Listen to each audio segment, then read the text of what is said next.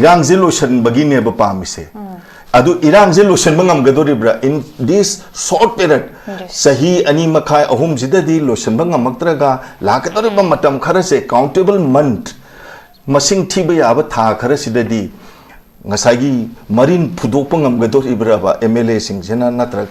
lakadoriba sarkar duna kari pambai kari measure lokhala kanda ngasagi tangdu laita ba se porok ngam gadoino peaceful coexistence hanagi status quo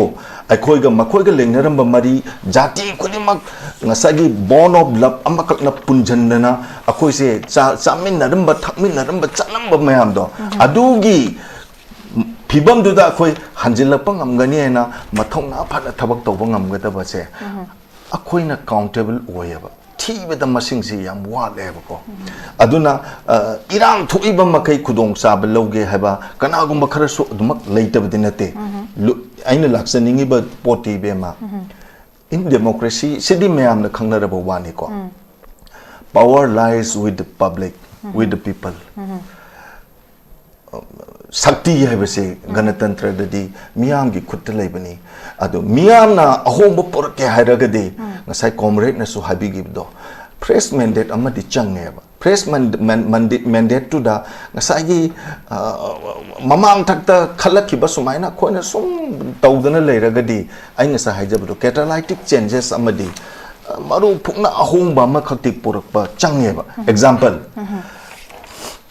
oza tomsagi machaga comrade ki machaga khatnare aina bisar tawre oza tomsagi ichaga isana lale haidina aina bisar tawba ngameba whereas aigi ichaga oza tomsagi ichaga khanaba matam dadi chummi lali khangdenge aina aigi ichagi michang sange adugumba mi leiriba makai adugumba voter masing yamiba makai akoi apaba luching base puthokpu waganeba thaina mamangai ningthau palingai matam dadi ahlaman singna wari libiba matam da koina tabada ningthau sidi praja se dumki matiki na chatle hai adumki matiki na chatle hai praja na kainoma tawa khidra kainoma haira khidra hai si khanjaba matam da moidi yamwana magi darbar member mayam sing aduga tanai khotnai haidana adumaina takpi tambi akoida tambirak matam dadi ko adu haujiki matam sidadi kari haijige madugi onai tainabada amakak lakhibasina many people are very much upset yamna ningba kainingai oyeba hoi sarkar leibagi su apabak mayam amalai inconvenience mayam ama section mayam ama da thoktabadi nateba madu ngasagi madugi popular government amagi substitute oina replacement oina matam khargi oina leiriba PR sarkar sinasu madu menkhatpang amaktabadagi hosi now public demand se kaino it's better to have a new government anoba sarkar amala pone hena phare haibase masineba la ise aduda akoina thamjaningi bu wadi ko bema sarkar amala padi mathau di tai matang matam dudi chari bra sadar bra haibadudi mayamna neinari se aduneba ko laagana karikana doino ko kayamu yamna hoji awana si handahan bangam doino kanagumba karadi sarkar se makpase yam eagerly thingmalle gaina haibusu leyeba ngasagi money speaks everything sales inabu loina ngammi na khanba paisa amu leredi thabak tawba yai hena khanjaba kangbu kharadadi ngasagi popular government ama lakpase masi am pamam ganeba moidadi hojik leiriba sarkar si hagajaram ganeba irritation ko irritating yam oiram gani nungairam mo pelam mo ko toro khodana bdo wat amnina makoigi kuchabi MLA singdu leitabani atuma mayam amsu leiram gani but aina conclusion da second round gi aroiba sida aina thamninga ise all the BJP not only the BJP MLAs some MLAs from other political parties also it is reported they have left Imphal for Delhi to attend the meeting which is to be held tomorrow. Hayeng pangthokadabasi yaungnaba chatkre haiba paw mata yaba ko taribase makoina tasengna sarkar ama semak patarbadi makoigi effort tagi di oiroyaba praja mayam jingsina akoi se leibangamdre habigi kholaoma voice ama moina apprise toba ngam ozagidi kari meeting thambininge handaki BJP MLAs meet in Delhi haitare call by national president JP Nada any significance oza kamaina interpret obining oza Surbala Sige Kanana in Avashid election Biriba Kai Kumnazariba panelists Anibusu Aina Ikoknonjari Surbalabs Tagatsari Mayambusu Kurunjari Surbala positive Oiba Mawanga Ahomba Madila Hanadi Prazana go Hirame Hanadi go Hirame Hosicti come Hiravane. You are invited in Delhi. Hana koina pressure torumbaleba. Please go to Delhi and meet. Delhi chalo unaro wari watai saro. Haibani. Ado ahong bakaradi lakpa mali. Laiba ahong basi. Ozatum sana su takpikre. Koye comrade na su masa kaina habikre. Ai na sum kanjabadati ko. 2027 si naksal lakpanina. 27 si naksal lakpasida ahong ba ma BJP gi oina Laura Abra. Number 1. Number 2, Sathariba Parliament gi Sangsad Mipam sida Rajya Sabha Lok Sabha animakta Launara iba kholao. Ko. Number 3, Andakta first citizen of the country. Laibak sigi akogi Rashtrapati na President na Manipur da la amba matamda. Mana thamoy sokna. Government is committed. Delhi da leriba sarkar se na Manipur mayam sing sige tengtha na oiba mayam sing si loina tai sarkar na madugi damakta lepi hairamba. Manipur gi maikai khudingmakta gi launarakpa kholao. Punamak sing si tolerate tawba ngamaktabadagi. We better change our step. Haidana adumaina laaga ahogi MLA sing si Delhi da lao haidana kaubamale. Kaurai basi sum koina uba matamda constitution gi obligation ama laibanina. Sarkar si taseng namak meeting si cham na di tawraro. Meeting di soidana tawrani karigumba MLA kharadi mamai chini mungang basu yadum Europe JP na dana yam phajana treat tawrokta basu yarokani pen da basu phongdorakani songning basu phongdorakani aduda hujiki constitution gi obligation ama laibanina 27 the election ama laigadoribanina madugi khalu rakanda sarkar se tangai fadana sem da ya da bagi adugumba achauba underlying philosophy ama center calls for BJP meet in Delhi haibase asigi underlying philosophy manung da iche na mache libasi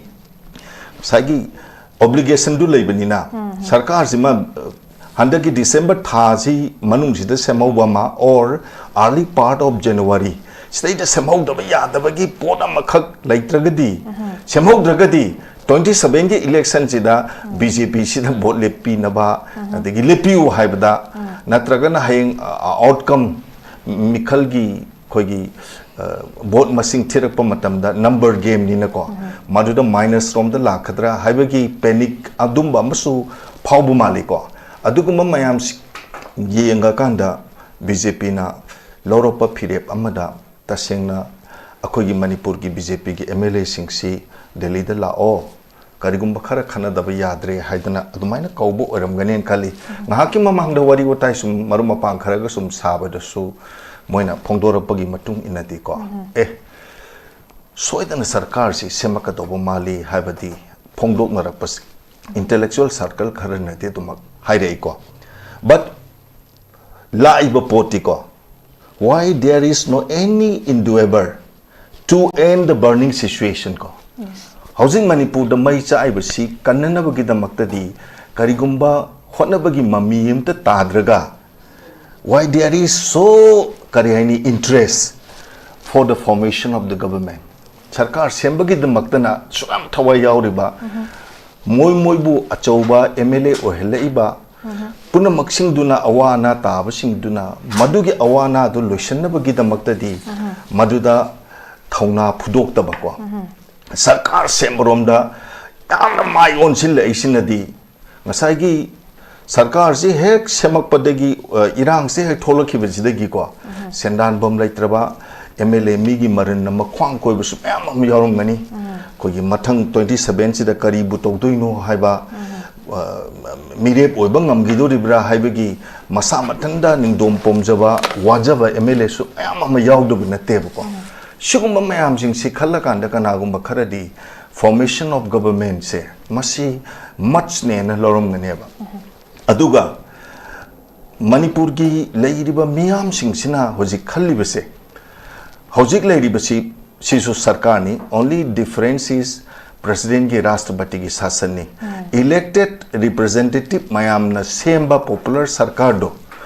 madu neba mayam na pamnari se hana leram da banate leram imni madu uthai girimni utharaga president rulla ibni adu hojik after the formation of the government public ki aspiration se public ki desire se fulfill to bungam gadori bra ngosai comrade na habige ba amaya ama adum oigani na maramdi mamangai matam dagi khogi british na loilam lenga leiringai matam dagi hauna manipur si manipur da sasan tawasi british manipur da ning thaulera so british ki authority sing duna kudom bi thilak pachu adu khaktamak tawbudona tawbudo adumaina hujiksu federal structure lay haraga so BJP ge high command na piri ba outline dugi wang madadi chatlaga thabak tawba ngamgadaba mi si yaw yaw deba hoi sarkar semba sida yam luba khara dilay mayamna khanadabadi nate hoji almost all the BJP MLAs including Kuki gi moi mayam sing si loina yawne na haire Kuki gi su hoji aruba potpham malayeba moidi perhaps they may like to support the formation of the government whereas if they are threatened ngasagi armed groups sing aduna makoi si the threaten tor patarati makoi mapan thokna externally thola kanda we are quite ready to support the formation of the government say haiba se mathongna phana haiba ngam gadori bra haiba pot am leba karigumba moigi Kuki singi CSO sing ama mayam sing sina moina ngasi ba awda laura iba kholaw sing sigi points they stick to dana suman laigir tarti ko sarkar semba si kharo wane soidna wane Kuki sing sina support utraba masi sarkar semba si de tum wane je minister urakpa kanana urakani oiroi habigi banatana khara de mag warani luri ba poti hojik si sarkar si anobula en khalase laiba sarkar sina hojiki mayam na wanari base masi lotion bangam gadori bra haibagi potsi lakpa matamda sarkar semba sing ngamni ngamoy habasi masi dani ba nei nari se ko but BJP gi am sathi bam leyaba shem gi harad shem gi neba moidi BJP gi kwai sathi ri se if they are willing to form the government they must not listen akoina criticize to ba akoina ngang ba xyz nam law mayam say they must not listen it ko mo shukta ta roi moina dum lep ke na lep khraba sem ge na khan graba adai simabu ohen ge na khalak khitaradi adum oigi ne be ma aduna aina ahan bagi round sida aina thamningi ba wafam ai maru oibo oina khanjaragadi ko handak kaurai basi ahung ba madi soitana la ni la iba ahung basi ngasagi constitution gi obligation dugi matung ina tangai fadana ahong bama purak yade haragadi sarkar se masoidana sembagi chance am wange luri bapot amana nagagi di problem laitre Kuki gi di MLA se makoi masen se loina mak problem lairiba problem sing se asagi yam tattana central government gi luching ba singna Kuki gi MLA singa Kuki gi CSO singa yam tattana toina sum unabasina ahong ba kharadi manung de isena machelum gadra habidumadi akoin ubangam dre aduna hojiki ngasi makchali ba hayeng pangthor ka ba mifam se masida akoina mayamna uri ba potsidi ko formation of government se new government haitare hojiki rashtrapati ge sasan leiri ba si lokthoga popular government ama lakpa se masigi chance yamna wangbra haidana mayamna khane aisu dumaina thamninge be okay oja thagachari oja ijani yam phasana thambire ado hujiksi any time semge na bu khan daragadi mokoina lepagadi akoi ga center gi semak pangambagi थाजबसु चाउ लेबंदना अदम हेक सेमक पय highway वफम जिसु जान थंबीरे दु लोइनना 2027 गी कोगी अगनबदा election जिसु लेबंदना सिदा अचौबा होंबा मदी लाकद्रा highway हुजिके parliament की मयाम अमा कोगी लेरे कोगी अवाय अखुम गिसु लेरी लोइनना कोगी कॉन्स्टिट्यूशनल ऑब्लिगेशन अमसु लेबंदना स्वाई मतंग सिदैदा 2027 की इलेक्शन सिदैदा मखोगी मफम अमा सेमहौनबा हाइतारे अदुगी पोट अमा लेबरा कोई निंगसिंग बाय एमपी इलेक्शन दसु रूलिंग पार्टी यम चाउना माइथि गिबेगी तुम कनो अमा खक्सु तांकाक अम खक्सु लेगी बंदना हाइबा फमजु थमी अदु आई थगचरी ओजानी हौजिकसे अखोई पॉलिटिकल पार्टीज मयाम अमा कोगी रीजनल पॉलिटिकल पार्टी न सु पार्लियामेंट कोगी स्टेट ता अदु नेशनल पॉलिटिकल पार्टी सिंग्स मरुइना कोगी Congress BJP it's a continuous process मयाम पालगा लाई अदुगा क्रिटिसिज्म सिसु फ्रॉम टाइम टू टाइम हाइतारे नकल अनिमक दे तुम सिसे अखोगी डेमोक्रेसी की कनो मोइना तुम लाई अखोई स्टेट की मणिपुर की स्टेट की लेरिबा सिचुएशन सिदा कोइना लाकान हुजिकसे मणिपुर की पीपल की वेलफेयर नत्रग स्टेट थोलक एनी इश्यूज हुजिक थोएबे यामना चाव इशू रिजॉल्व तौद्रिब इशू सिगुम इशूज मयाम सिदा अखोगी पॉलिटिकल पार्टीज मयाम सिना करम हाइना मोगी रेस्पॉन्सिबिलिटी से कयाम यामना फुलफिल तौरबगे नत्रे हारकांदा मखोइना तौरिबा मयामसी अखोगी डेमोक्रेटिक गवर्नेंस नतबे तसेंगना अखोगी पॉलिटिकल क्राइसिस मैनेजमेंट सोमदोने रिफ्लेक्ट तौरब्रा हाइबगे तो बुहंगम खक्सुलाए ओजा तोम चाना सुजिक फजन थंबीरी अखोगी पॉलिटिकल क्लासिंग सी मथौ फजन तौबी हाइबो वफमजु थंबीरी अदुना स्वाइदनी मोगी रेस्पॉन्सिबिलिटी से अखोगी पार्टी सिंगिना कयाम यामना फुलफिल तौरबगे हाइबसी एज अ सीनियर जर्नलिस्ट ओजागी मो थंबी ओजा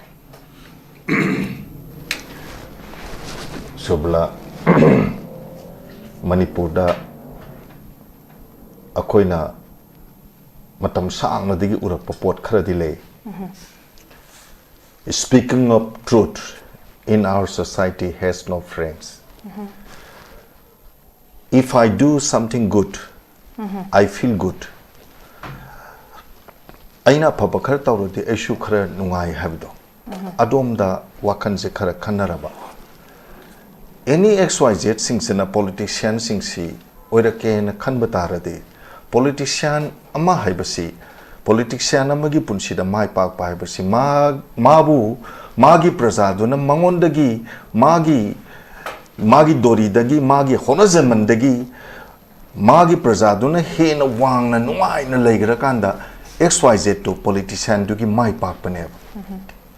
मणिपुर दा हंदक ओइरकेबा फिबम सिदी हुनरदी लेटुम वाते हैबगी फिबम निको अदुबु बीजेपी के शासन मतमदा थौदोक से थोखरबनी होजिक मयामना मणिपुर दा लेबो पॉपुलेशन अपुनबो पॉपुलेशन सिगी सरक अहुम थोपगी अनि नदीको ngangnaba malay a new government may be formed sarkar amala ke basu yai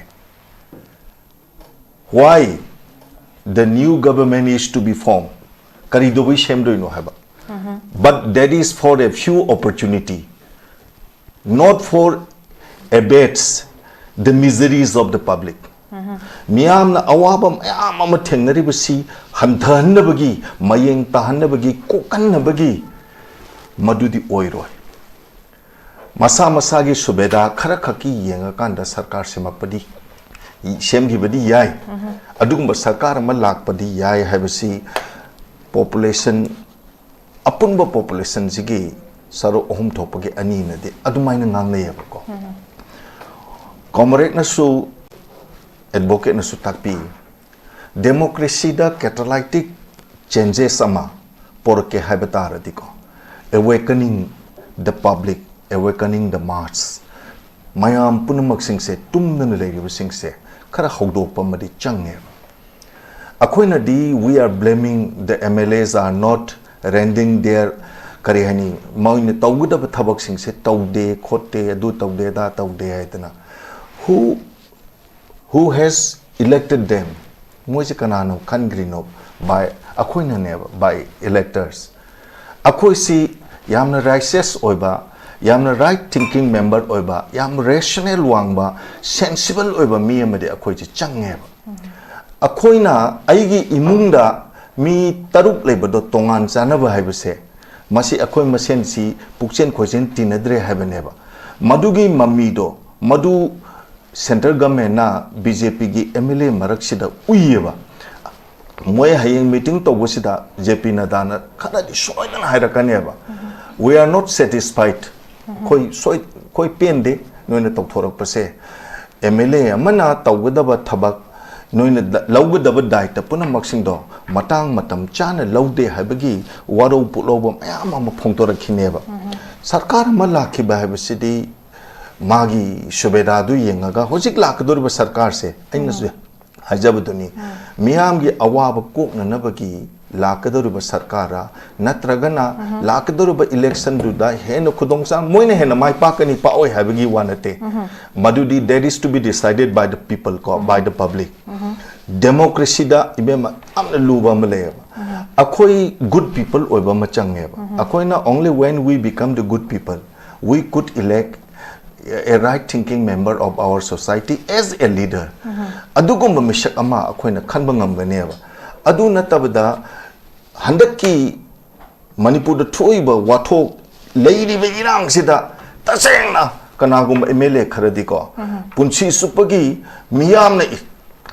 इतिहास की पंडुक्ता इहोगदनी याबा इदना तुम लेहोगदबा कांगमना तुम लेहोगदबा थबक से मखोइना तंबिरंबा याबनेबा को हंदकी मतांगजी चाप चारबनेबा ngसाई खुदुंग थीरबा मतम मसदैसिदा लीडर अमगी मगुंदो फुदोके हाबदो फुदोकतेबा असिगुंबा फुदोकतबा मयाम जिंगसिना ngसाई अदुगुंबा मयाम सिंग अदुना हयेंग सरकार अमुक सेमा कांदा मियाम जी करी ओगदेगे हाइबो पोट से मसिनेबा होजिंग मयाम न वानरिसिदी होय चुम्मी प्रेसिडेंट रूल सेंटर दसु BJP ni president rule is karino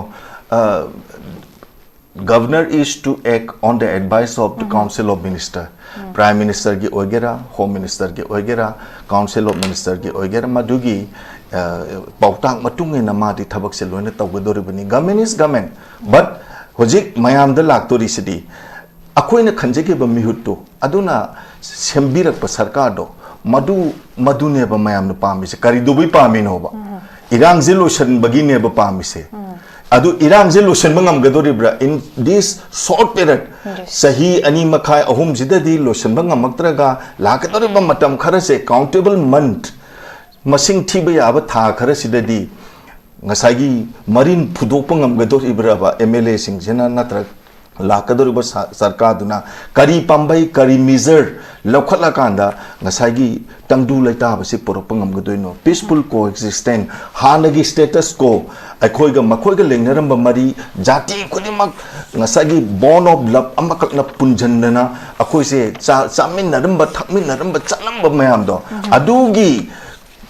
फिबम दुदा कोई हंजिलप ngamgani na mathong na phat thabak tawba ngamgadaba se akoina countable oyaba thibeda masing si yam waleba ko aduna irang thoiba makai khudong sab loge haba kanagumba khara so dumak leitabdi nate aina laksaningi ba poti be ma in democracy sidi mayam na khangnaraba wani ko power lies with the public with the people शक्ति है वैसे गणतंत्र ददी मियाम की खुद लेबनी अदो मियाम ना अहोंब पुर के हायरगदे ngasai comrade na su habi gibdo fresh mandate amadi changneba fresh mandate to da ngasai gi mamang thakta khalaki ba sumaina khoina sum tawdana leiragadi ai ngasa haijabdo catalytic changes amadi maru phukna ahongba ma khakti purak ba changneba example oza tomsagi machaga comrade ki machaga khatnare aina bichar tawre oza tomsagi ichaga isana lale haidina aina bichar tawba ngameba whereas aigi ichaga oza tomsagi ichaga khanaba matam dadi chummi lali khangdenge aina aigi ichagi michang sange adugumba mi leiriba makai adugumba voter masing yamiba makai akoi apaba luching base puthok waganeba thaina mamangai ningthau palingai matam dadi ahlaman jingna wari libi ba matam da koina tabada ningthau sidi praja se dumki matiki na chatle hai adumki matiki na chatle hai praja na kaino ma taw khidra kaino ma haira khidra hai si khanjaba matam da moidi yamwana magi darbar member mayam sing aduga tanai khotnai haidana adumaina takpi tambi khoida tambirak matam dadi ko adu haujiki matam sidadi kari haijige madugi onai tainabada amakhak lakhibasina many people are very much upset yamna ningba kaininga oyebo hoi sarkar lei bagi su apabak mayam ama lei inconvenience mayam ama section mayam ama da thok tabadi natte ba madu ngasagi madugi popular government amagi substitute oina replacement oina matam khargi oina leiriba PR sarkar sinasu madu menkhatpang amaktabadagi hosi now public ki demand se kaino it's better to have a new government anoba sarkar amal lakpane hena phare haibase masineba laise aduda akoina thamjaningi bu wadi ko bema sarkar amal lakpadi mathau di tai matang matam dudi chari bra sadar bra haiba dudi mayam na neinari se adune ba ko laaga na kari kana doino ko kayamu yamna hoji awana si handahan bangam doino kana gumba karadi sarkar se makpase yam eagerly thingmalle kaina haiba su leyeba ngasagi money speaks everything sales zinabu loina ngammi na khanba paisa amu le di thabak tawba yai na khanjaba kangbu kharadadi ngasagi popular government ama lakpase masi am pamam ganeba moidadi hojik leiriba sarkar si hagajaram ganeba irritation ko irritating yam oiram gani nungai ramo pelam moy ko toro khudana bdo wal amnina makoigi kuchabi MLA sing do leitabani atuma mayam amsu leiram gani but aina conclusion da second round gi aroiba sida aina thamninga ise all the BJP not only the BJP MLAs some MLAs from other political parties also it is reported they have left Imphal for Delhi to attend the meeting which is to be held tomorrow hayeng pangthok da basi yaung na ba chatkre haiba paw mata ya ba ko tari ba se makoina tasengna sarkar ama semak patar badi makoi gi effort gi di oiroya praja myam jingsina akhoi se leibung amdre habigi kholao ma voice ama moina apprise toba ngamaba phachana convince toba ngama maduda sarkar ama semak pakati yagadra